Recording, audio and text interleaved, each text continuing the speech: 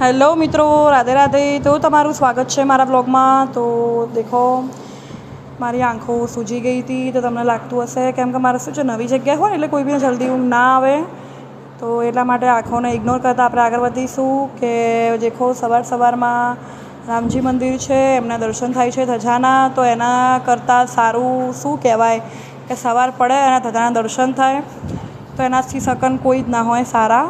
તો હું અમારા બહેનના ઘરે હોય ને એટલે મને કંઈ ચિંતા જ ના હોય કામની, ખાવાની, પીવાની, ઉઠવાની, કેમ કે એ હોય ને એટલે આપણે મને એમ કે મને શાંતિ જ હોય કે ના ભાઈ વાંધો નહીં આવે, મોડા ઉઠીશું, કામ કરીશું, નહીં કરું। અમારા જસ્મિતાબેન હોય ને એટલે મને ચિંતા જ ના હોય, આરામથી જેમ બધું જસ્મિતાબેન કરી દેશે એટલે ચિંતા જ ના હોય, ખાવાની પીવાની જસ્મિતાબેન બધું કરી નાખે અમારા। તો અમે લોકો ભાઈ નાસ્તો વાસ્તો કરી નાખ્યો, તો જસ્મિતાબેન મેં ને અમારી બનેવીએ તો અમારા કાના રીસાઈ ગયા હતા। એના શિખર શું લેવું તો ખબર નહીં, પણ કેવું મોઢું કરે, રીસાઈ ગયો હતો અમારો ભાણાઓ। તો એને ખબર અમારો વિડીયો ઉતારે ને તો કોઈ જ રિએક્શન નહીં। તો પછી અમારા જસ્મિતાબેને મેં નાખી દીધી દાળ ઢોકળી। તો અમે લોકો જમવા બેસી ગયા છીએ, હું, રોશની અને અમારા બનેવી લાલ છે, એમના ભાઈ છે જોડવા નયનભાઈ। તો આમ એવું લાગે છે ને કે આમ વચ્ચે મિરર મૂકી દીધું હોય ને સામે યશનું રિફ્લેક્શન પડતું હોય। તો તમે લોકો તો આમ પહેલા વખતમાં તો આપણે ના જ ઓળખી શકો કે યશ કોણ છે, નયન કોણ છે। તો પછી અમે લોકો નીકળી ગયા બજાર જવા માટે, હું, રોશની અને જસ્મિતા સિદ્ધપુરી બજારમાં, કેમ કે રોશની બી એમના ઘરે લાલાનું સ્વાગત કરે, મતલબ કે લાલાને વિરાજમાન કરે છે। તો અમે એના માટે થોડી ઘણી વસ્તુ જે નહોતી, રોશની કે ચલો મારી જોડે બજાર, તો પછી એના જોડે બજારમાં અમે આવી ગયા હતા, જ્યાં બધી કાનાની બધી જ A to Z કોઈ બી વસ્તુ મળી રહે તમને, અને બધું સિલેક્શન સારું છે। તો તમે સિદ્ધપુરી બજારમાં દુકાનમાં વિઝિટ કરી શકો છો। ખરેખર દુકાન સરસ હતું, બધું વસ્તુ બી સારી હતી, એવું નહોતું કે વસ્તુ નહોતું સારું। તો અમે આવ્યા હતા લેવા માટે, રોશનીની વસ્તુ બી લીધી હતી, પણ મને થોડી વસ્તુ મારી લેવાની બી ઈચ્છા થઈ ગઈ, તો દેખો અમે ભાઈ મારા લાલા માટે બધી વસ્તુ લઈ લીધી હતી। અને આ છે સખીઓનો સેટ। તો આમાં શું છે, આમાં કોણ કોણ સખીઓ છે તમને હું મારા નેક્સ્ટ વ્લોગમાં બતાવીશ। તો અમે બસ નીકળી ગયા હતા ઘરે જવા માટે। તો હવે ઘરે જઈને અમારા જસ્મિતાબેનના ભાણાભાઈ ઉઠી ગયા હતા એટલે ઉતાવળ કરીને ઘરે આવી જવું પડ્યું। તો બસ પછી ચા નાસ્તો કરીને અમે જઈ રહ્યા હતા હવે ઘરે, અને રોશનીને કીધું તું ઘરે જા અને હું આવીએ છીએ અમે। તો બસ હવે રોશનીના ઘરે આવી ગયા હતા, તો રોશની સ્વાગત કરી રહી છે કાનાનું।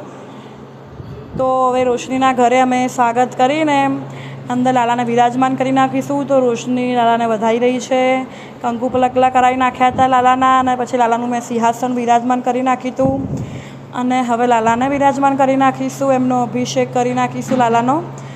તો આપણને તો આવડતું નથી, પણ કેવું છે કે જે થોડું ઘણું થાય, ભૂલચૂક થાય તો મારા પ્રભુ મારા લાલા માફ કરી નાખજો મને, કેમ કે આમાં તો પંડિતજી હોય, બ્રાહ્મણ હોય એ એક્સપર્ટ હોય, પણ આપણે થોડું ઘણું જે ખ્યાલ છે એવું કરી જઈશું। તો દેખો પંચામૃતથી લાલાને સ્નાન કરાવીને પછી લાલાને વિરાજમાન કરીશું। તો પંચામૃતથી સ્નાન કરાવી દઈશું અને લાલાને મસ્ત એકદમ આમ ઘસીને નવડાવી દઈશું। નવડાવીને લાલાને મસ્ત તૈયાર કરીને એમને શૃંગાર વિંગાર કરીને વિરાજમાન કરી દીધા છે, અને લાલાની આરતી કરી નાખીશું। તો અમારા લાલા ઘરે છે, તો મને એ વખત મારા લાલા યાદ આવી ગયા।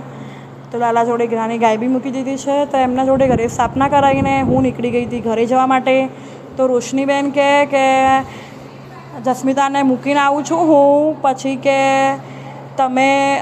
હું તને લઈ જાઉં, પણ આ કૂતરા આવતા હતા તો મને જોઈને બી કાઢી, તો હું એમને ઇગ્નોર કરતા આવી ગઈ હતી ઘરે। તો આયા પ્રિયંકાબેન, એમનો બર્થડે હતો, તો મને કે ચલો હોટલમાં જમવા માટે, જસ્મિતાને બધાને મને લેવા આવી હતી, આ બિચારા લેવા આવ્યા હતા, પણ મેં કીધું ભાઈ ના, અમારો તો છે મુઠિયાનો પ્રોગ્રામ।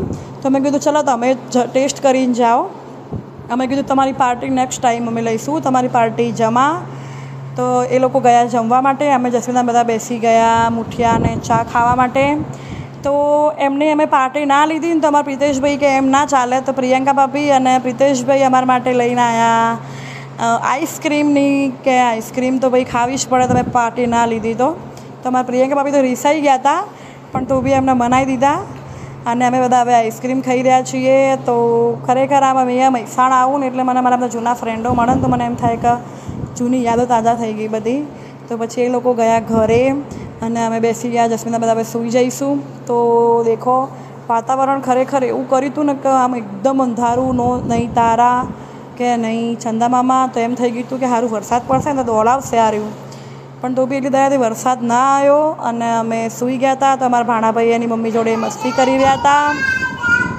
તો સાઈડમાં ભાણાભાઈનો અવાજ ઇગ્નોર કરતા. મારો વ્લોગ ગમે તો લાઈક કરો, શેર કરો.